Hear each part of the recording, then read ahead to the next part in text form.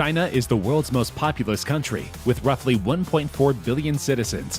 It is renowned for its prickly foreign policy and rapid economic ascent from relative poverty in the 1980s. But it also has an outsized reputation for extreme laws and human rights crimes. Today, we're looking at things you're not allowed to do in China.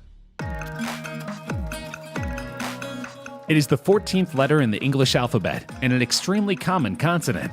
But for the Communist Party of China, it is also a subversive and intolerable character that was banished from the internet in 2018 as Chinese censors battled to silence criticism of Xi Jinping's bid to set himself up as ruler for life. That's right, the Great Firewall of China, the playful name for China's censors, banned the letter N for a matter of days.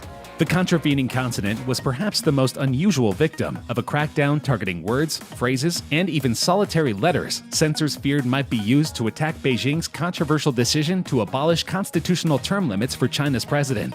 The Communist Party has painted the move, which experts say paves the way for Xi to become a dictator for life, as an expression of overwhelming popular support for China's strongman leader. However, there has been widespread online pushback in China when it was announced on the eve of an annual political congress in Beijing.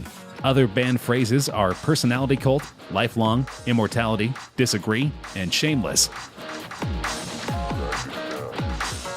All of the major American social media outlets, Facebook, Instagram, Twitter, and Snapchat, are banned in China. There are rough Chinese facsimiles, but of course they are highly censored as well. Months of unrest in Hong Kong has caused concern in mainland China, where news about the pro-democracy protests has been carefully filtered out of social media. It's common for social media companies in China to remove content that is perceived to be threatening to social stability or the ruling Communist Party. Beijing-based journalist and writer Carolyn Kahn says that because people can get into trouble with the authorities by posting sensitive words, some users have found creative ways to get around the censors. Despite the ban, China still factors into the equation for U.S. companies. Facebook, for example, saw an estimated $5 billion in ad revenue from Chinese-based companies in 2018, making the country the company's second largest ad market, according to Ad Age. That firewall isn't impenetrable either, as some Chinese citizens have found ways to circumvent blocks on websites by using virtual private networks. Pornography is strictly forbidden in China. Those who produce, disseminate, or sell obscene materials could be jailed for life, according to the country's criminal law. But while forbidding porn is one thing, actually getting rid of it is quite another, especially when users have social media, cloud-based services, and new payment methods at their disposal. Despite an ongoing crackdown against spiritual pollution, as the Communist Party once called it, porn is alive and well on China's internet. Censors have closed down many services in recent years, but in a constant game of cat and mouse, providers and users have found other ways to share adult content, whether it's self-made or pirated. Indeed, the development of the nation's online porn industry mirrors the overall development of China's intranet, as its tightly controlled internet is often jokingly called. A record high of 308 major cases of pornography and illegal publications were listed for thorough investigation in 2019, with 78% being internet-based cases, according to a statement released by the National Office for the Fight Against Pornography and Illegal Publications. Since all land in the People's Republic of China, or PRC, belongs to the state, corporate entities and individuals are not permitted to own land, although they may own the property above the land. Although the party did not abolish private ownership of urban land when it took power in 1949, it gradually restricted the rights of owners over the years. In 1982, the law finally caught up with reality when China formally nationalized all urban land. Since the early 1990s, however, urban land has been available for sale in the form of long-term leaseholds, or land use rights, which last up to 70 years on residential land and for shorter periods for industrial and commercial land.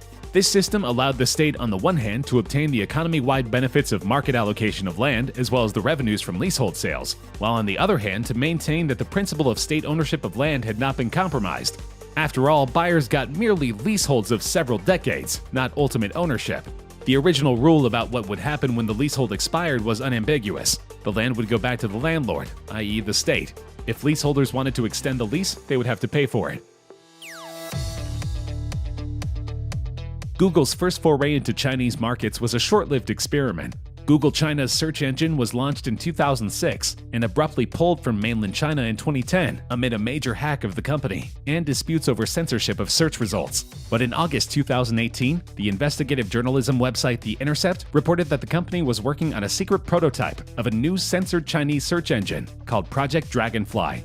Amid a furor from human rights activists and some Google employees, U.S. Vice President Mike Pence called on the company to kill Dragonfly, saying it would strengthen Communist Party censorship and compromise the privacy of Chinese customers. In mid-December, The Intercept reported that Google had suspended its development efforts in response to complaints from the company's own privacy team, who learned about the project from the investigative website's reporting. At this point, only Google rival Bing is allowed in China, and only under very controlled circumstances. Of course, there are many legitimate medical professionals in China, but there are also numerous scalpers who sell tickets to see a doctor on the black market.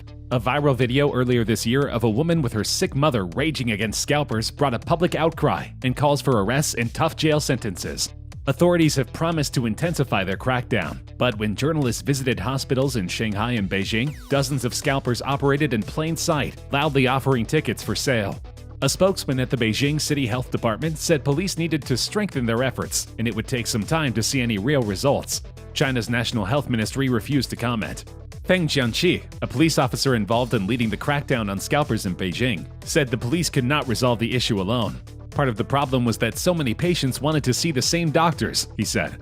It's just not realistic to totally eradicate scalpers. It's just too hard, he told Reuters by phone. Of course, hospitals and doctors don't endorse this system, but it is still allowed to operate in broad daylight. In 2018, China issued a statement that it would block access to all domestic and foreign cryptocurrency exchanges and ICO websites. As per the news, China aims to clamp down on all cryptocurrency trading with a ban on foreign exchanges. China has recently been issuing regular advisories and taking steps to deter the use of cryptocurrency in the country. The development completely eliminated cryptocurrency trading and mining activities in the world's most populous nation. The recent endorsement of blockchain technology from President Xi Jinping coincided with a dramatic rise in the value of Bitcoin, after which local media cautioned on misinterpreting the remarks as supportive of crypto. Mining has long formed a profitable industry in China, with cheap electricity meaning major participants still reside there. Canaan Creative, one of the biggest Bitcoin mining rig manufacturers, will reportedly undergo a $400 million initial public offering in late 2020.